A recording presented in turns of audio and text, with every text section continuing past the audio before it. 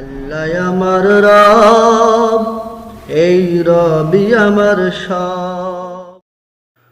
আসসালামু আলাইকুম রহমতুল্লাহি ওবরাকাত। উইনিং ওয়ার্ল্ড চ্যানেলে আপনাকে স্বাগতম। এখানে প্রতিদিন ইসলাম, শিক্ষা, স্বাস্থ্য এবং সংবাদ পরিক্রমা দেখতে চোখ রাখুন আমাদের এই চ্যানেলটিতে। গোসল মোস্তাহাব হওয়ার কারণসমূহ। মাসালা, ইসলাম গ্রহণের জন্য গোসল করা মোস্তাহাব। শর্ত হলো গোসল ফরজ হওয়ার কারণ থেকে মুক্ত থাকতে হবে।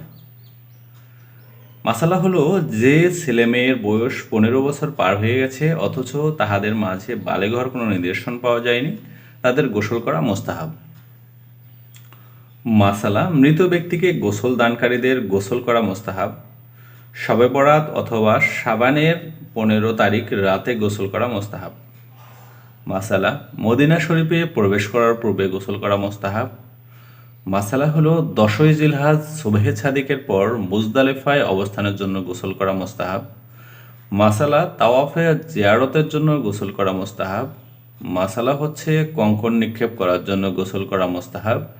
মাসালা হলো সূর্যগ্রহণ, চন্দ্রগ্রহণ ও বৃষ্টি প্রার্থনার জন্য নামাজের গোসল করা মোস্তাহাব। ভয় ও বিপদকালীন সময়ে নামাজের জন্য গোসল করা মোস্তাহাব। মাসালা হচ্ছে সফর থেকে ফিরে আসার পর গোসল করা মোস্তাহাব। মাসালা হলো মজলিসে যাওয়ার জন্য নতুন অথবা অতুর কাপড় পরিধান করার জন্য গোসল করা মোস্তাহাব। মাসালা হলো কারো সম্পর্কে মৃত্যুদণ্ডাদেশ জারি হওয়ার পর তা বাস্তবায়িত হওয়ার পূর্বে গোসল করা মোস্তাহাব।